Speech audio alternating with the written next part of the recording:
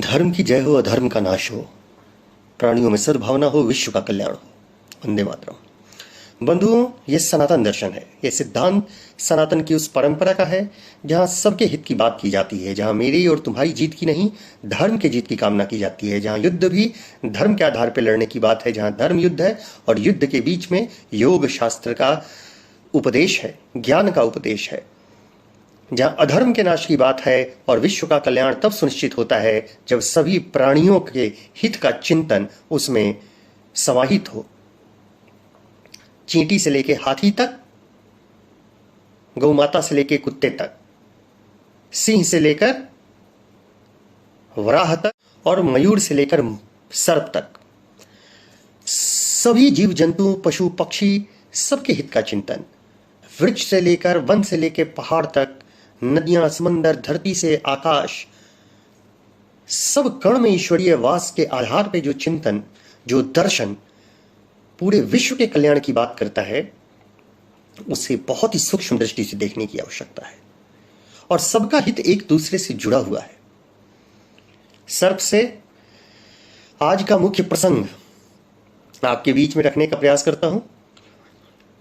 राजा जन्मेजय, जो पांडुपुत्र अर्जुन के पौत्र परीक्षित जी के पुत्र हैं, और आपने वह प्रसंग सुना होगा कि जन्मेजय ने सर्प सत्र यज्ञ किया था, जिसमें सभी सर्पों को उसमें आहुति देने की उनकी मंशा थी कि सारे सर्पों को भस्म कर देंगे, क्योंकि एक सर्प तक्षक ने उनके पिताजी को एक ऋषि के शाप के कारण डसा था, जिससे उनके पिता की मृत्यु हुई थी।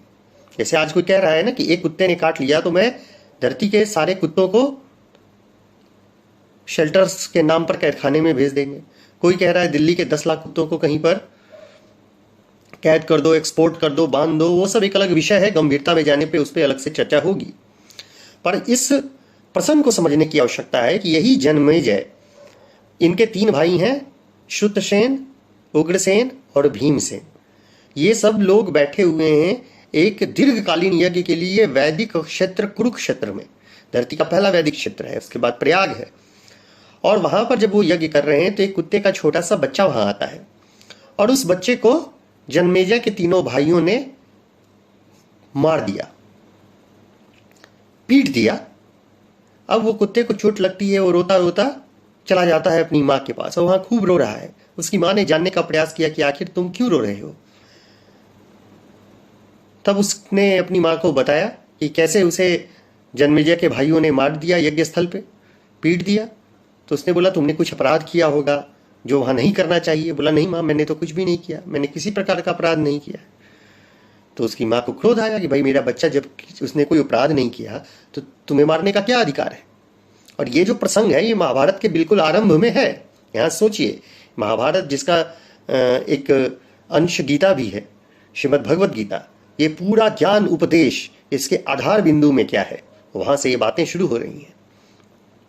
शर्मा नाम की कुतिया, जिसका पुत्र जिसे की पीटा था उसका नाम सारमेय है, और शर्मा कुतिया देवताओं की कुतिया मानी जाती है। तो वो जाती है वहां पे उस यज्ञ स्थल पे, और जाकर उसने बोला कि तुमने मेरे निरपराधी पुत्र को, मेरे बच्चे को क्यों मारा। जन्मेजय से पूछती है, उसके भाई वहां पर है, कि इसका तो कोई अपराध नहीं था, तुमने क्यों मारा। सभी चुप रह जाते हैं, मौन रह जाते हैं, क्योंकि उन्होंने गलती की है। वो बोलते हैं कि तुम लोग का मौन जो है ये प्रकट कर रहा है कि तुम लोग अपराधी हो, और तुमने बिना किसी अपराध किए, बिना किसी गलती के मेरे निर्दोष पुत्र को, मेरे बच्चे को तुमने मारा है। इसलिए मैं तुम्हें, शर्मा कुतिया कहती है कि मैं श्राप देती हूँ, मैं श्राप देती हूँ कि तुम्हारे जीवन में अकस्मात भय आएगा। जैसे बिना कारण के तुमने अचानक मार दिया, तुम्हारे जीवन में अकस्मात भय आएगा, तुम उससे व्यथित हो जाओगे।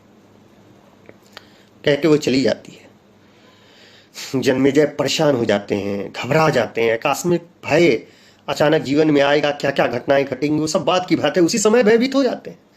और लंबा प्रसंग है कि फिर जाकर एक पुरोहित को ढूंढकर वो लाते हैं। कैसे वो पुरोहित को रह रहे हैं कि अचानक कोई इस तरह का भय आ रहा हो तो उसका वो निवारण कर पाए, उसका वो कैसे उसके कारण को समाप्त कर पाए। ये सब लंबी कहानी है। आगे के जीवन में उन्होंने जब वो सर्प सत्र यज्ञ किया है, और उस यज्ञ में उन्होंने तक्षक नाग को मारने के लिए जो यज्ञ का प्रयोजन रखा, जिसमें सभी सर्पों को उन्होंने सोचा कि एक साथ सबकी आहुति हो जाएगी और धरती से सर्प को ही मिटा देंगे, वैसी अवस्था। और उसमें हुआ क्या कि लाखों करोड़ों अरबों सर्प भस्म हो गए। लेकिन कुतिया का श्राप है, यज्ञ जहां स्थल पे उसका बच्चा गया है और उसने कुछ किया नहीं, उन्हें अनावश्यक पीट दिया गया। और इनका जो अभिष्ट था तक्षक को मारना, यज्ञ पूरा ही नहीं होता है। आस्तिका आ जाते हैं और वो सब कहानी आप कभी गंभीरता से लंबे समय में सुनेंगे तो सब कुछ हो रहा है, बड़े नाग उसमें मारे गए हैं जो निर्दोष हैं, लेकिन फिर भी जो होनी थी तक्षक नहीं मर पाते हैं, यज्ञ रोकना पड़ता है। और बाद में कई प्रकार की कथाएं हैं, लोक कथाएं हैं, पौराणिक आधार पर अलग व्याख्या है कि उसका कैसे उनको दोष होता है उन नागों को मारने का, बाकी सर्पों को करने का। उनके जीवन में अनेक प्रकार की घटनाएं होती हैं, फिर उनको कुष्ठ रोग भी होता है, अंत में मृत्यु के संबंध में कई कथाएं हैं जिसमें दत्तात्रेय जी के पास भी जा रहे हैं, वेद व्यास से जुड़ी अलग घटना है, वो सब हम लोग सुनेंगे। अब इधर जो ये शर्मा कुतिया है, इस कुतिया से जुड़ा एक और प्रसंग है कि ये देवताओं की गौ जो है, गौ माता, उनको दानव लोग जो पशुधन को चुराते हैं वो लेके चुरा कर चले जाते हैं और वो मिल नहीं पा रहा है। ये सब प्रतीकात्मक चीजें हैं, कुछ बताने की कोशिश की गई है इसमें। इसकी गहरी व्याख्या में बहुत सारी बातें आएंगी, पर मूल प्रसंग अगर हम लोग सुन लें तो इसमें ये आता है कि फिर शर्मा कुतिया ढूंढने जाती है। जैसे कहीं आज भी बम स्क्वाड है, कोई चीज भूल गई है, तो हमारे देश के मिलिट्री, सेना, पुलिस के द्वारा कुत्ते भेजे जाते हैं कि उसको ढूंढ के लाओ। उस जगह शर्मा कुतिया जाती है और वो ढूंढ लेती है कि कहाँ पर देवताओं की गौ माता जो है, जो गाय है, वो कहाँ पे दानवों ने छिपा रखा है। वो उसको लेके आने का की जब प्रक्रिया में जाती है तो दानव लोग उसको प्रलोभन देते हैं। वो प्रलोभन में बहुत कुछ देना चाहते हैं, लेकिन वो उस प्रलोभन में नहीं आती, क्योंकि उसका कहना है कि जिनकी गाय है और जिनका की वो कुतिया है, वो उसके प्रति कर्तव्यनिष्ठ है, स्वामीनिष्ठ है। भगवान राम ने भी कहा कि हे लक्ष्मण, कुत्तों से स्वामी भक्ति सीखनी चाहिए। संत कबीर जी ने कहा है, अनेक सदगुरु सदाफल देव जी महाराज ने शिष्यों को बोला है कि जैसे श्वान का स्वभाव होता है वैसा शिष्य होना चाहिए गुरु का। अनेक स्थानों पे दत्तात्रेय जी का है, नाथ संप्रदाय, सब जगह कुत्ते की वफादारी और स्वामी भक्ति की चर्चा आई है। तो वो उनके प्रलोभनों से नहीं टूटती है और वो वापस आती है। इस प्रकार से वो जो गौ माताएं जिनका अपहरण कर लिया गया था, चुराया गया था, वो वापस मिल जाते हैं। देवता प्रसन्न होते हैं और देवता प्रसन्न होकर गोदुग्ध पे उस कुतिया शर्मा को दुग्ध का अधिकार देते हैं, दुग्धपान का।